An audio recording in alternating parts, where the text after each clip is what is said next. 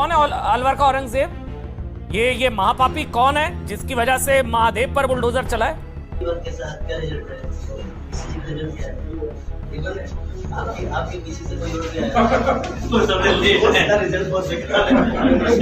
हमें लगा ग्लूकोज की जरूरत आपने तो वो भी नीचे चला लेकिन आपने से पहले आ गए थे। हां ये वही तो। नमस्कार, मैं अनुपुर और आप देख रहे हैं नेशनल दस्तक।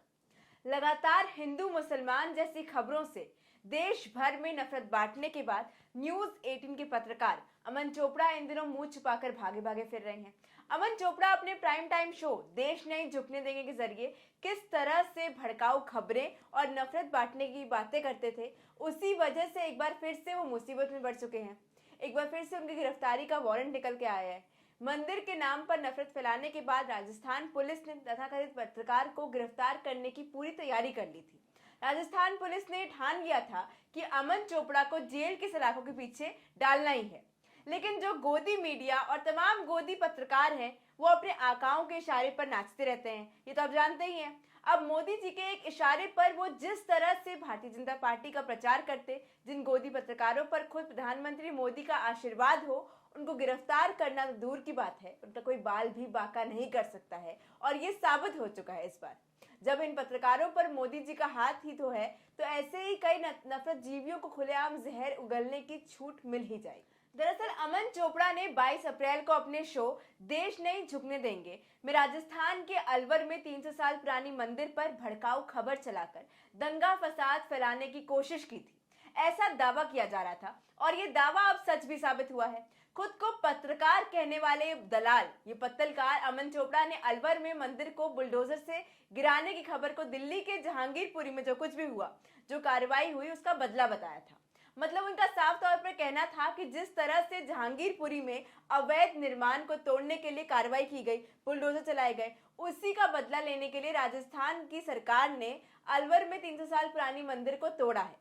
अपने शो में अमन बार बार जहांगीरपुरी वाला बदला, महादेव पर हमला, ये लाइन को दोहराते गए।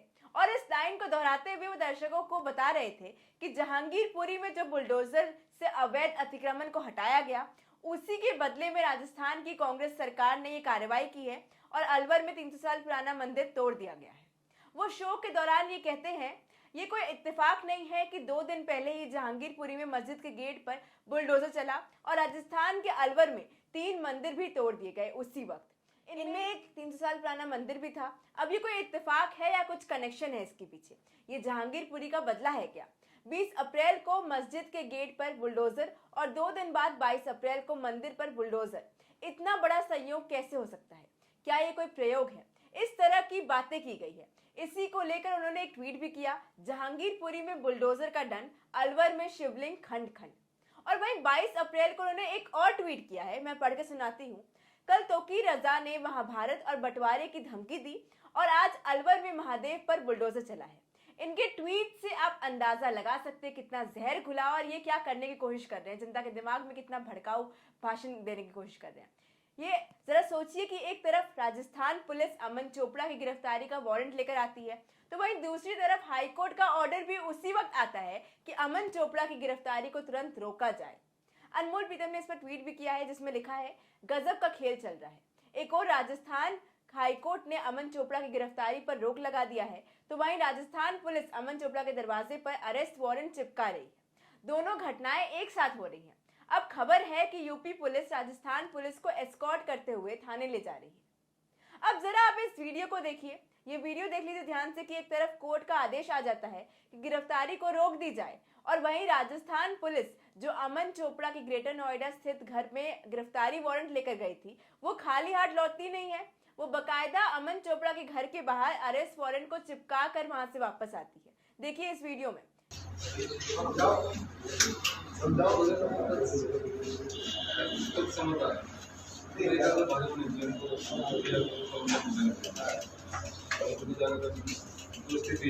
तो इसी जी के बाद कैसा क्या रिजल्ट है? इसी जी का रिजल्ट क्या है? आपके किसी से कोई और क्या है? तो सबसे लेट है रिजल्ट बहुत बेकार है। हमें लगा ग्लूकोज की जरूरत आपने तो वो भी नीचे चला लेकिन आपने से पहले आ गए थे। हां ये वही तो आ गए। ये तो आ गए। हम तो आगे ठीक है सुरेंद्र। सभी है तो साथ में आप बिल्कुल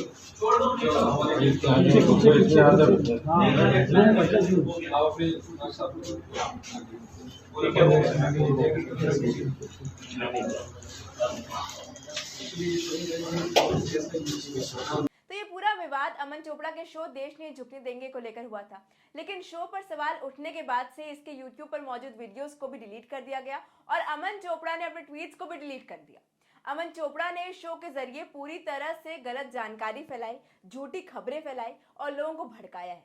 सच तो ये है कि अलवर में अतिक्रमण ढाने की कार्रवाई 17 अप्रैल को की गई थी, जिसमें एक मंदिर को भी तोड़ा गया था। ये कार्रवाई जहांगीरपुरी में जो मस्जिद का गेट तोड़ने से 3 दिन पहले हुई थी।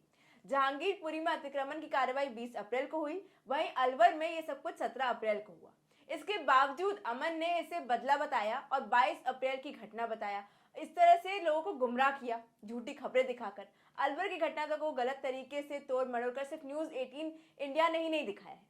ऐसे कई चैनल्स हैं जिन्होंने इस तरह से तोड़ मरोड़ कर झूठी खबरें दिखाई और ऐसे ही कुछ वेबसाइट्स भी हैं जो गलत खबरें दिखाकर लोगों को गुमराह करने की कोशिश कर रही हैं। ऐसी एक वेबसाइट है, हमने पड़ताल किया तो पता चला ओप इंडिया नाम की वेबसाइट है जिन्होंने अमन चोपड़ा की गिरफ्तारी पर एक खबर लिखा है, जिसका हेडलाइन सुनिए। पंजाब पुलिस की फजीहत के बाद अमन चोपड़ा के घर पहुंची राजस्थान पुलिस, चिपकाया गिरफ्तारी वारंट, हाईकोर्ट के आदेश का उल्लंघन। अब आगे खबर में क्या लिखा है वो भी सुन लीजिए। मुख्यमंत्री अशोक गहलोत के नेतृत्व वाली राजस्थान की कांग्रेस सरकार हाथ धोकर न्यूज़ 18 के पत्रकार अमन चोपड़ा के पीछे पड़ी हुई है। उनके आवास के बाहर राजस्थान की कम से कम 10 पुलिसकर्मी ने डेरा डाला हुआ है। हालांकि इस दौरान उत्तर प्रदेश पुलिस भी वहां पर मौजूद है ताकि कोई अवैध कार्रवाई ना की जा सके। लोगों ने इसे सत्ता द्वारा एक पत्रकार को चुप कराने के लिए धमकी और प्रताड़ना का मामला करार दिया है। इतना ही नहीं, राजस्थान पुलिस उस अपार्टमेंट में भी घुस गई जिसमें अमन चोपड़ा का फ्लैट है और उसके दरवाजे पर वारंट चिपका दिया। ये सब तब हो रहा है जब राजस्थान उच्च न्यायालय ने न्यूज़ 18 के एडिटर अमन चोपड़ा के खिलाफ कोई भी कार्रवाई करने से पुलिस को रोक रखा है। उनके घर के दरवाजे पर गिरफ्तारी का वारंट चिपकाने के बाद राजस्थान पुलिस को यूपी पुलिस थाने लेकर गई है। इस दौरान अमन चोपड़ा के घर का ताला बंद था।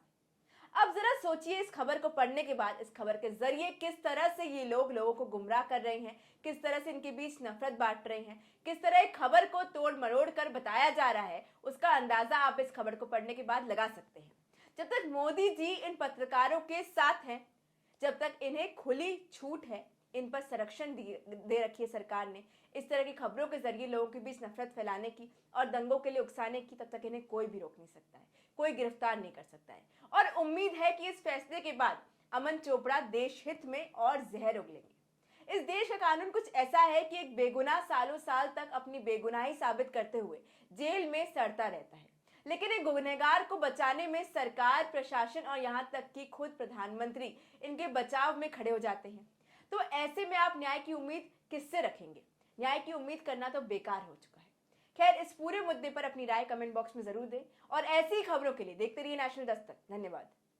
नेशनल दस्तक की आपसे गुजारिश है कि अगर इसको बचाना चाहते हैं तो नेशनल दस्तक को सब्सक्राइब करने के लिए रेड कलर के सब्सक्राइब बटन को दबाएं, फिर बेल आइकन की घंटी दबाएं।